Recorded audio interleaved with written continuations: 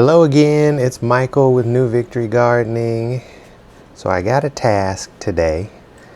I have this lemon tree here and it started to grow, but then it kind of stopped growing, and then it tried to grow again and it produced some lemons, and then they all fell off. So then it started growing a third time, and this third time it has been just a lemon scented thorn bush, and it's just not had good, fruit producing growth. And as you can see, it's got some enormous thorns on it, almost like a locust tree. For folks that live down south, you see this huge spine. And so it's just been growing like this for the past year. And what's growing immediately next to it, the fronds, I guess you call them, that's asparagus. And so I've been nurturing that asparagus along. And so, yeah, the time kind of came where this tree didn't look like it was going to make it or produce the kind of fruit we were hoping for, and I kind of put two trees too close to one another, and so this one's got to go. It's got to come out, and that's what I'm doing today. It's pretty straightforward when you have a small backyard orchard. I usually use hand tools. I can take a 10-foot tree down with only my pruning shears and hand pruners, and then I have an axe or a maul and pigmatics, and that's about all I use. Maybe a shovel, it depends on the kind of tree. So oftentimes if I'm going to do it, I don't have to get out my chainsaw or any kind of motorized pruning equipment. I just do it like this. And so when you have a backyard orchard, you prune pretty heavy, and if you prune well and you have a little bit of luck, you can get the trees to last 20 or 30 years. But for me and this orchard, I would be happy, getting 10 years out of any tree. So 10 years of fruit production. And this lemon never produced any fruit, so I never got any production in this about 5 years that it's been kind of living and growing here. And so with that, it was time for it to go. And so, prune out all the main branches. For this one, I have to be extra careful because it has so many thorns, just so many big, strong thorns. But you see, it's not a difficult task. And all you have to do is, prune it down, prune the green stuff out, and prune the mains. And so sometimes I have it's just too thick, like some of the main branches are just too thick for my pruning shears there, so they can probably cut something maybe about 2 inches or smaller. And so with these living fruit trees, if you have some bigger branches, like I have a tree that's about 15 foot tall that I'll probably take out next year, I'm going to graft it onto another tree, and that way I can get the benefits of fruit and not have too much fruit.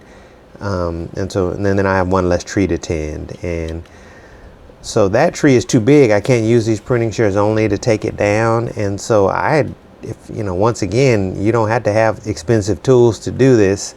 Go out and spend $500 on a chainsaw, or $100 buying, a chain pruner that works. And that will work instead. I use a handsaw, so an old-fashioned handsaw. Saw those branches off, saw that main trunk down, and dig out around the roots, and that's it. And so the last step here, because if you cut a tree down like this, a lot of times the tree won't die. The life of a tree is in its roots, and so if the tree is good, there's a red earthworm.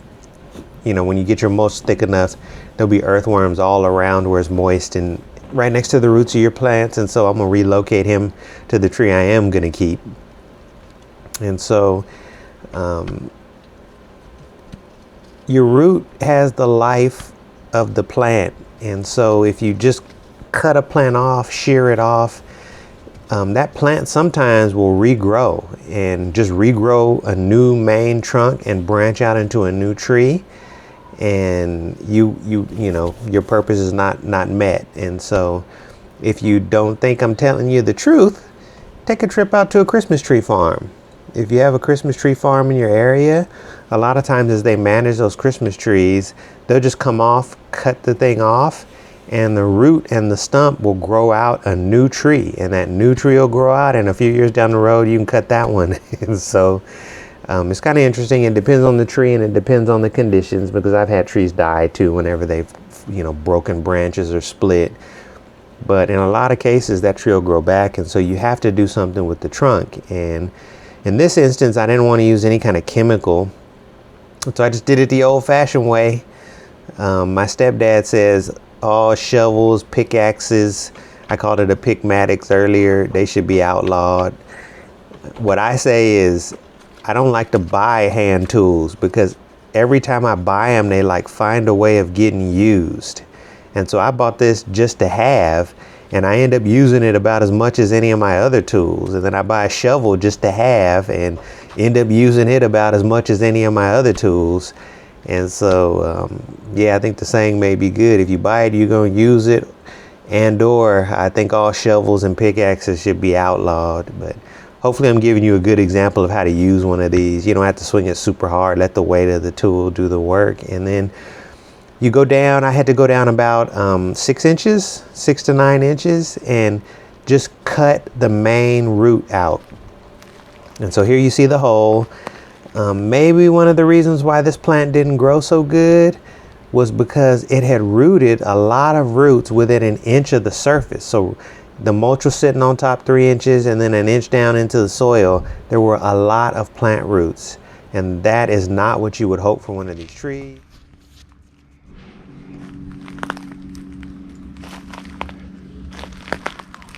So now the good news, here is a golden nugget tangerine plant, and this was supposed to be my my springtime. So this tree is supposed to ripen in February and kind of stay ripe through spring.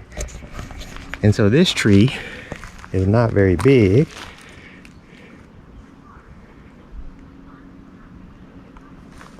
and for years, this tree's been in the ground for about 5 years now.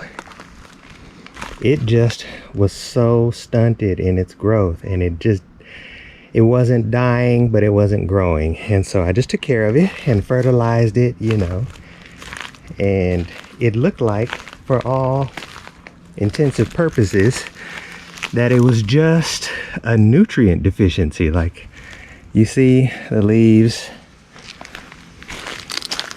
like some aren't growing like this, right? And then some have a like a discoloration. I don't know if you can see that. It's in the shade. There we go. So there's a discoloration, and I was looking and talking to folks, and like the best I could see was that maybe the soil here just wasn't so good. And I had an indication that maybe the soil isn't so good. Maybe some things were done here in the past, like dumping of certain things or just mistreatment that might have caused this back corner to have some issues. But the plant wasn't growing, but it wasn't dying, and it was showing a desire and resiliency to grow. And so just this year, I had always watered it, kept it watered, and I treated it like it was going to be okay. I fertilized it every year, and lo and behold, this year the plant more than doubled in size. And I came out. This plant has tried to fruit several times over. For the better part of 3 years, this plant has tried to flower and fruit, and it didn't. It just couldn't. And so I just looked at the plant, and unlike my lemon tree, which I just took out, this plant had grown and I noticed that it has actually set fruit this year. And so finally, there looks like there's gonna be an upside. You can see me squatting down. The plant is about, 4 foot tall by 3 foot wide. And finally, it looks like this plant may be out of the woods and intending to grow. And so I'm going to support it in that and leave this plant here. I wanted to give this plant free reign because this plant will be very valuable if it's able to get seeded and take off. And we fortunately have another lemon tree, and so we won't be out of lemons, but at the same time it'll be nice to have a spring type of fruit if at all possible. And so that's the good part about today. I take one plant out, but I also get to keep and nurture another plant. And sometimes you have to make those decisions in your home orchard. What I found with these citrus trees though is be patient. Avocado, lemons, limes, oranges, tangerines. Sometimes it takes them years to get established, upwards of 5-7 years to actually get going and to start produce fruit. And so I've heard it a couple times over, strangely enough. Different family members, other folks that I know with avocado trees, with orange trees, with now this mandarin tree and others.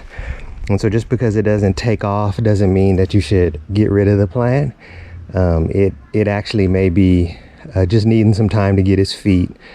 Another thing, what I noticed is I got more mulch and I put this redwood mulch down, which is kind of mildly repulsive, I guess you'd say, to some pests.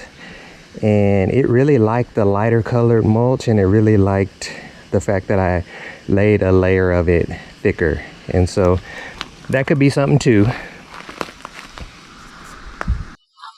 Sometimes you gotta take the good with the bad, and that's okay. And so, yeah, I got high hopes for this little tree here, and I'm happy that it made it. This was a special purchase too. Like, I had to look around several nurseries.